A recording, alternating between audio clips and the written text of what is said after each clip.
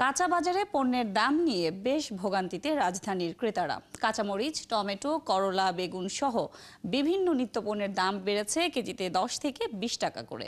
ফুলকপি ও বাঁধাকপির দামেও বৃদ্ধি দেখা গেছে। মাঝারি একটি কপি এখন 30 থেকে 40 টাকা দরে বিক্রি হচ্ছে।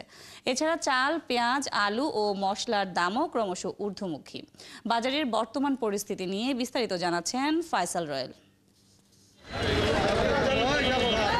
রাজধানীর বাজারে শীতকালীন সবজির সরবরাহ শুরু হলেও দাম নিয়ে ক্রেতারা বেশ অস্বস্তিতে। কারণ ভরা মৌসুমে ফুলকপি, বাঁধাকপি, লাউ সহ শীতের পর্যাপ্ত সবজির দেখা মিললেও দাম রয়েছে বেশ চড়া।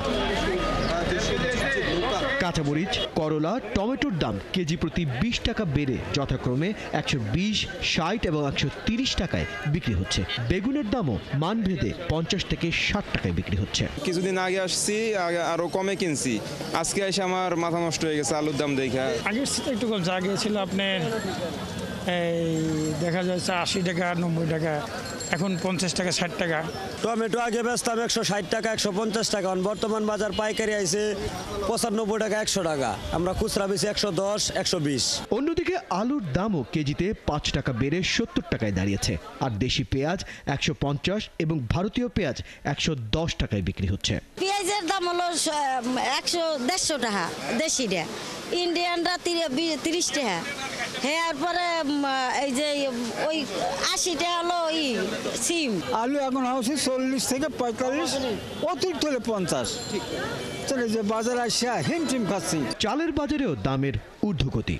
মশলার বাজারে 1 কেজি গুঁড়া মরিচের দাম 440 টাকা আর 5 লিটার সোয়াবিন তেল 818 টাকায় বিক্রি হচ্ছে। নতুন করে বাড়ছে এলাচের দাম। চালের সরবরাহ ভালো আছে, কিন্তু এখন লাস্ট সিজন তো এখানে দাম বেশি।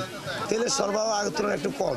মাছের বাজারে রুই মাছ বিক্রি হচ্ছে 280 থেকে 400 টাকা কেজি দরে। গত সপ্তাহে এই সপ্তাহে একটু দাম বেশি। গত সপ্তাহে 1 কেজি মাছ 1600, আজকে বেশি 1800 টাকা কেজি। গরু গোশত যেরকম গরিবরা কুরবানির সময় খায়, আর ইলিশ তো গরিবরা আমাদের মতো যারা মধ্যবিত্ত তারা সারা বছর খেতেই পারে না। এদিকে মুরগি ও ডিমের বাজার আগের দামেই স্থিতিশীল রয়েছে। ফয়সাল রয়েল, 71, ঢাকা।